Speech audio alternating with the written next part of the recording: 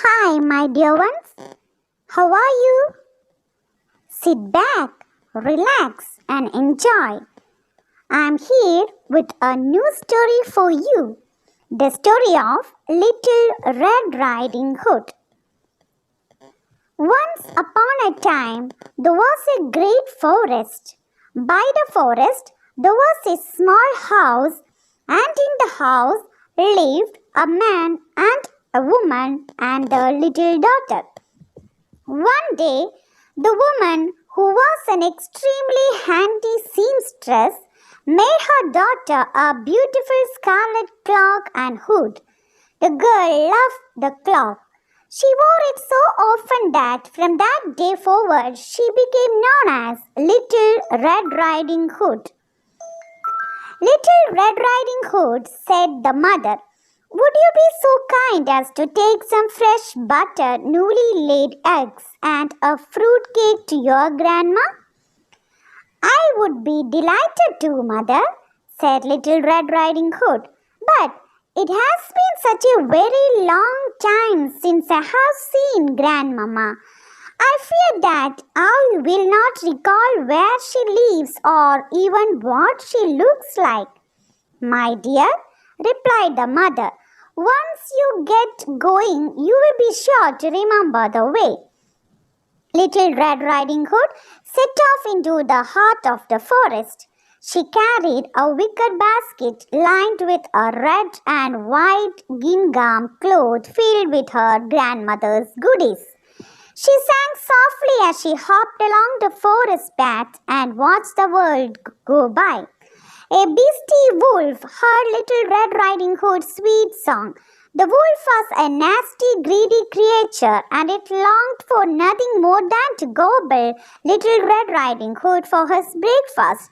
But he daren't. You see, a woodman was walking close by with his dog.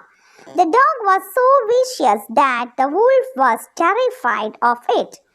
So, instead of pouncing and risking a commotion, the wolf crept up to Little Red Riding Hood very gently and said, Hello, Little Red Riding Hood, to where are you going this fine morning? To see my grandmamma, she said, and take her the gifts from my basket, butter, eggs, and cake. Where does your grandmamma live? Asked the wolf. In the heart of the forest, she replied. Ah, yes, I know that house, said the wolf in a long, gruff voice. But I must be off now. I bid you farewell, little girl. Do take good care of yourself out here. The forest can be a mighty dangerous place for little girls to be all alone. Before Little Red Riding Hood had time to reply, the wolf was gone. Little Red Riding Hood was in no hurry. She left the forest and could happily play there along for hours. She followed a butterfly. She watched a squirrel crack upon a nut. She saw a rabbit hop through the ferns and a bee collect nectar from the wild flowers. She even bumped into a woodman cutting logs. Where are you going all alone, Little Red Riding Hood? Said the woodman. I am going to see my grandmamma, she said, but I must hurry along now or I will be late. While Little Red Riding Hood was playing, the nasty wolf ran as fast as he could to the heart of the forest and found her grandmother's house. The grandmother lived alone. She was dreadfully weak and rarely rose from her bed. And as it happened, she was in her bed this very day. The wolf crept up the front door. Tap, tap, tap. Who is there? Asked the old lady. Little Red Riding Hood, Grandmamma, said the wolf, putting on a child's voice. Come in, my dear, said the old lady.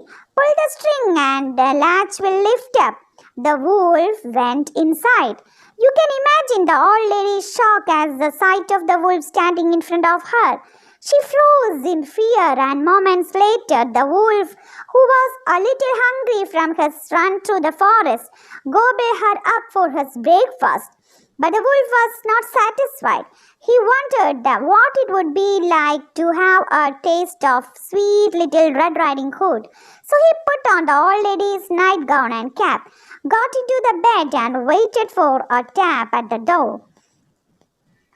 An hour passed. Little Red Riding Hood then reached the house. Tap, tap, tap. Come in, said the wolf, trying hard to sound as much like the old lady as possible.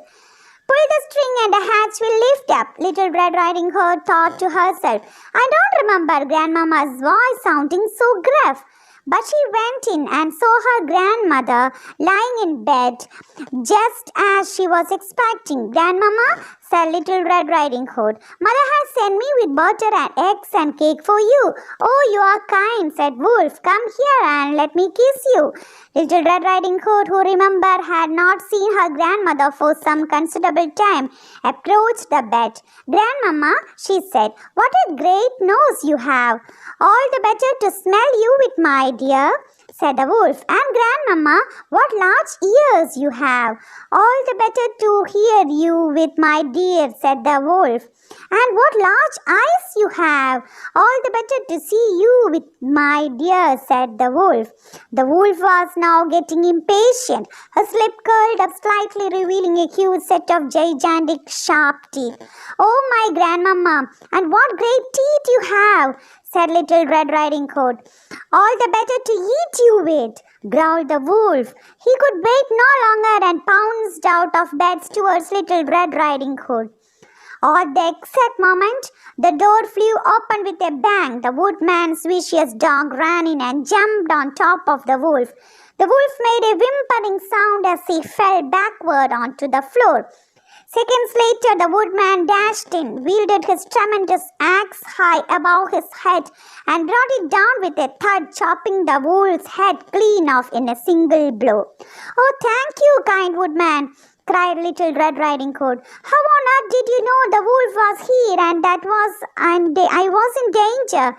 Well, said the woodman, I had seen a nasty wolf lurking in the forest recently.